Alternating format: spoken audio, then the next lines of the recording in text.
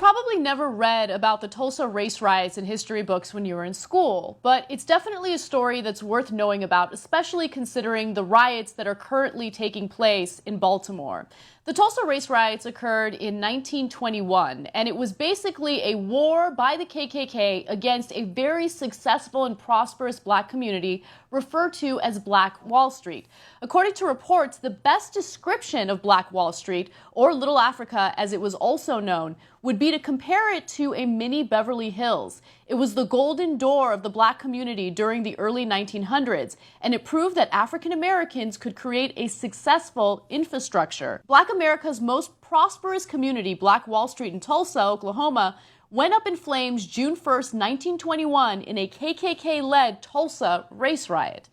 This community consisted of individuals that looked out for one another. But more than that, it consisted of individuals that were beyond successful. Some of the most intelligent minds got together and created some of the most successful businesses. They looked out for one another. They created an education system that we can only dream of today. They believed in nepotism only because these black individuals had been so disenfranchised by society that they felt that they can only look out for one another. And as a result, money stayed in their community. In fact, it was passed off about 100 times within the community before it left the community. Right now, when it comes to a black neighborhood, $1 lasts in that neighborhood for about 15 minutes and then it leaves. And so they managed to create a society that was successful. They were prospering.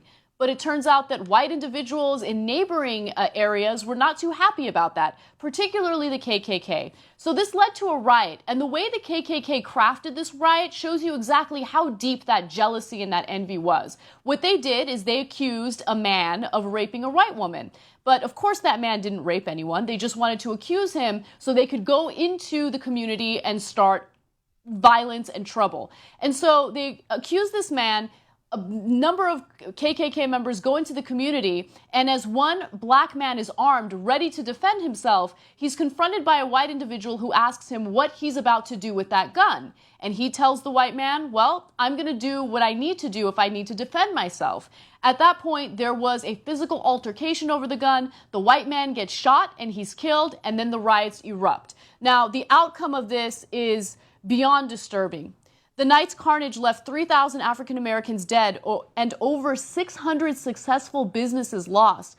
Among these were 21 churches, 21 restaurants, 30 grocery stores, and 2 movie theaters, plus a hospital, a bank, a post office, libraries, schools, law offices, a half-dozen private airplanes, and even a bus system.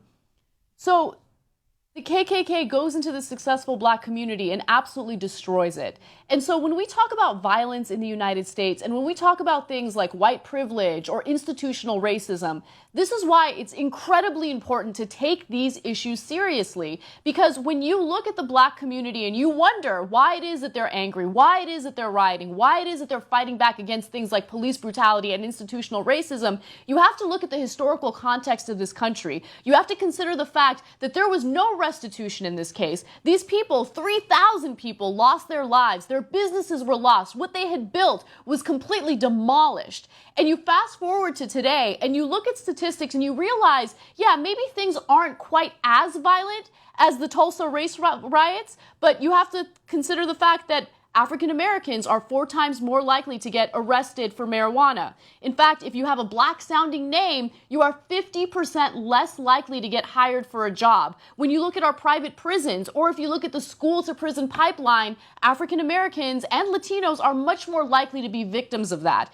And so these are the types of things that are holding them back. This is a type of institutional racism that we talk about on the show on a regular basis. And this is the type of story that we don't learn about in history classes. And again, you look at something like this and you realize that if you just create an opportunity for people to prosper, they will prosper, regardless of their race, regardless of their background.